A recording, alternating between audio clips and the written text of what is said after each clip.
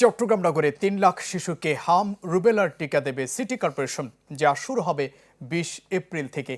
এমন তথ্য জানান city mayor doctor Sadat Hossain. দুপুরের সংবাদ সম্মেলনে তিনি জানান, এই ক্যাম্পেইনের আওতায় সিটি কর্পোরেশন এলাকায় ৬ থেকে ৫৯ মাস বয়সী সকল শিশুকে ১ ডোজ হাম রুবেলা টিকা দেওয়া হবে। শুক্রবারেও সরকারি ছুটির দিন ছাড়া প্রতিদিন সকাল ৮টা থেকে বিকেল ৫টা পর্যন্ত এই টিকাদান কার্যক্রম চলবে।